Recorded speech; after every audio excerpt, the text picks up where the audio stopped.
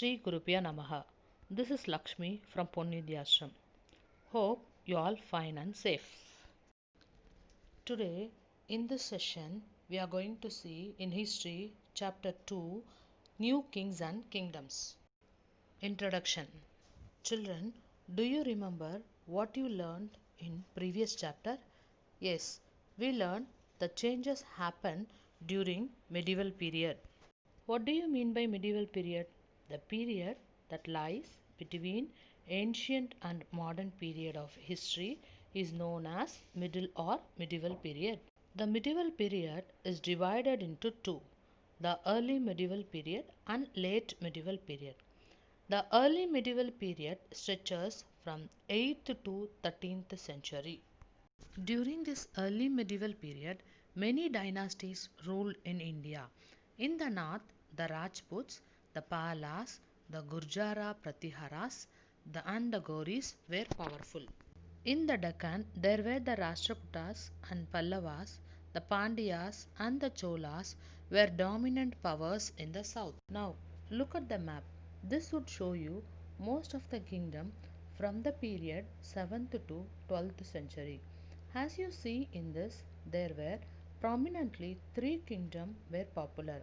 First was Gurujara Pratiharas, then Rashtrakutas and Palas. These three were the main dynasties at ruled. Beyond the Pratihara, you had the Chauhans, is also known as Chahamanas, and also small kingdoms that existed during these times were Paramaras, Chandalas. Then you have the parts of Chalukyas kingdoms. Chalukyas in the north now these Chalukyas were subsided under the Rashtrakutas. Then you have the southern India which is under the Cholas, then Pallavas, Chera, Pandya which were smaller kingdom in South India. All these kingdoms had a unique way of administration and taxation system. Now let us see the emergence of new dynasties. The new dynasty emerged when the new king emerged and the new kingdom set up. How did the new kingdom existence? First, big landlords used to have more powers. King gave support to big landlords in order to have control over local people. Second, Samantas are subordinates to king who used to have their own small army and they used to collect taxes of specified region of which area they are Samantas and then they used to pay 50% of the tax to the king. For maintenance, they will have 50% of tax for them. Like this, they started to grow stronger in this region and became rich. They started to prove that they became powerful. Like this, Samantas and big landlords started controlling their local area and started giving the title Maha Samantas and Maha Mandaleshwara. Once they declared them as Maha Samantas, then they termed them as Maha Mandaleshwaras. Later, they observed the king while the king was in a weak situation. Taking advantage of this situation, they used to attack the king and they became the ruler. One such instance was that of Rashtrakutas chief Dandi Durga. Dandi Durga, the Rashtrakuta Samantas who declared as king, attacked Chalukyas of Karnataka, overthrew his lords, and asserted their independence from their overlords. Dandi Durga performed a rituals called Hiranya Garbha, the golden womb, with the help of Brahmanas. He performed this Hiranyagarbha or the rituals. One who performed this, they became the king. Though they are not born as Kshatriyas, though they are not belong to royal patronage line, once they perform these rituals, who will become a king? It is not only the men who is worked under the king asserted their independence from their overlords as Dandi Durga, though they were not belong to Kshatriyas regions. Kshatriyas are the various and very close to the Kshatriyas, nowhere connected to them. They were actually belong to very prosperous families. They are from Brahmanas. They used to do prayers. They were in the high position in the society during that period.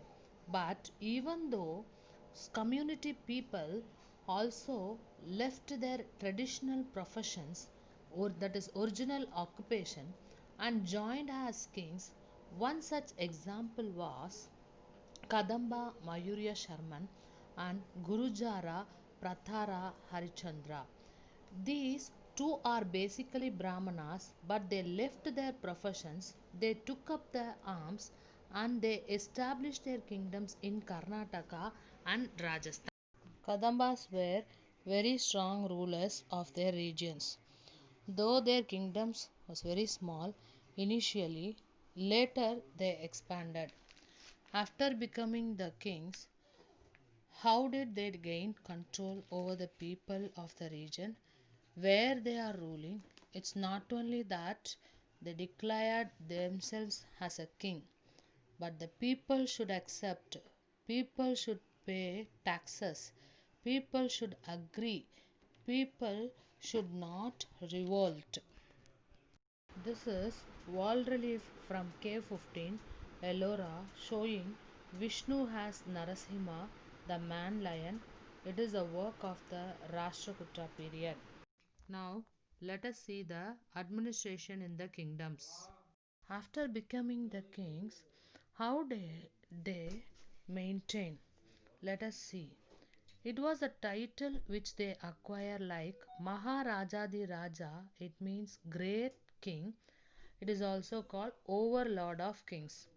Then they have given Tirubhuvana Chakravartin, it means lord of three worlds. Worlds means region. Like this, very powerful and high sounding title were claimed by the newly emerged kings. Though they had very powerful title, they also maintained very good relationship within the Samantas, traders, as well as with association of peasants, traders, and Brahmanas. To maintain their power, they shared their ideas with the Samantas and also with the association of peasants, traders, and Brahmanas. Though they had very sounding title, they never asserted themselves as they are completely independent. They are dependent on Samantas and Brahmanas and peasants. Kings started collecting rent from all the people because the king is a person who owns the land. The people are doing cultivation on the land or doing any work on the land based on the resources they produce. They used to collect the tax. Here, in one of the inscriptions of Cholas, it is given that most frequently mentioned tax is vaddi, taken not in cash but in the form of forced labor, and kadamai or land revenue collected by the Cholas. Taxes are generally used to construct the temples, to maintain royal courts, or used during war. Once the war conducted, it was a chance for the kings to get a plunder of wealth, chance to acquire huge amount of wealth. Like this, they started to collect revenue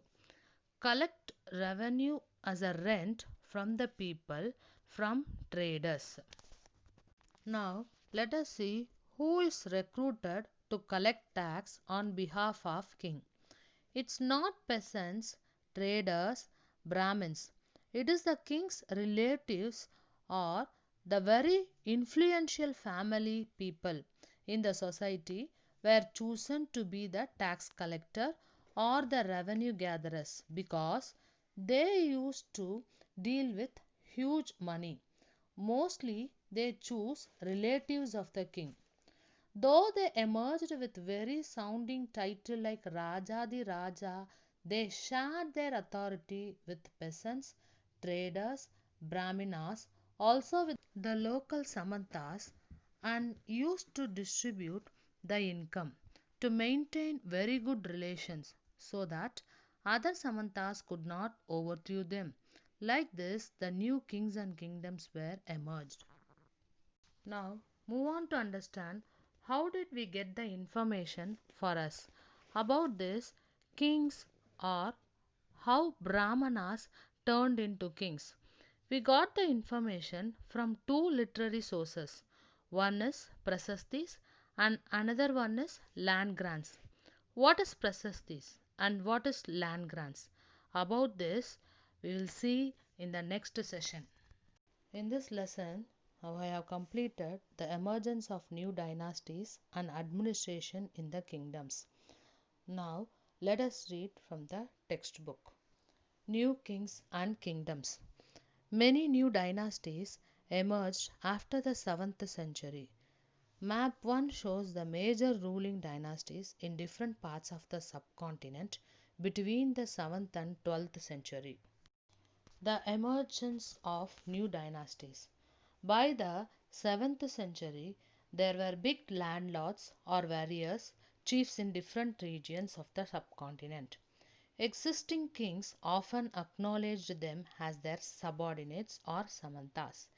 They were expected to bring gifts for their kings or overlords, be present at their courts, and provide them with military supports. As Samantas gained power and wealth, they declared themselves to be Mahasamanta, Maha Mandaleshwara, the great lord of a circle or region, and so on. Sometimes they asserted their independence from their overlords. One such instance was that of the Rashtrakutas in the Deccan. Initially, they were subordinate to the Chalukyas of Karnataka. In the mid 18th century, Dandidurga, a Rashtrakuta chief, overthrew his Chalukya overlord and performed a ritual called Hiranyagarbha, literally the golden womb.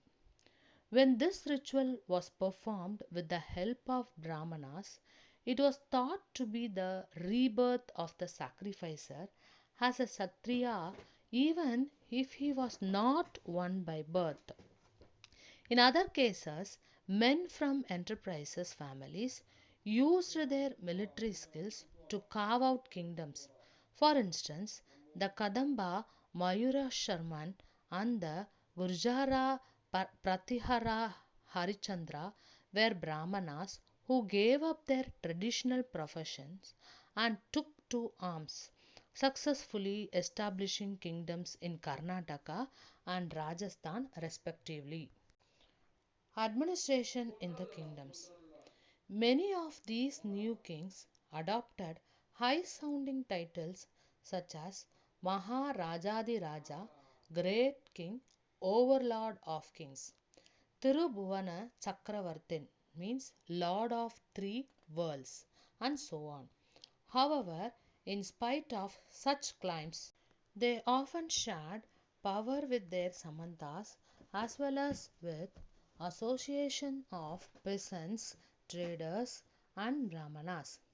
In each of these states, resources were obtained from the producers, that is, peasants, cattle keepers, artisans, who were often persuaded or compelled to surrender part of what they produced. Sometimes these were claimed as rent due to a lord who asserted that he owned the land. Revenue was also collected from traders. 400 taxes. The inscription of the Cholas who ruled in Tamil Nadu referred to more than 400 terms for different kinds of taxes. The most frequently mentioned tax is vatti, taken not in cash but in the form of forced labor, and kadamai or land revenue. There were also taxes on thatching the house, the use of a ladder to climb palm trees, a cess on successions of family property, etc. These resources were used to finance the king's establishment as well as for the construction of temples and forts. They were also used to fight wars, which were in turn expected to lead to the acquisition of wealth in the form of plunder and access to land as well as trade routes. The functionaries for collecting revenue were generally recruited from influential families and positions were often hereditary. This was true about the army as well. In many cases, close relatives of the king held these positions. I'll conclude with this. Let us continue in the next class. Thank you.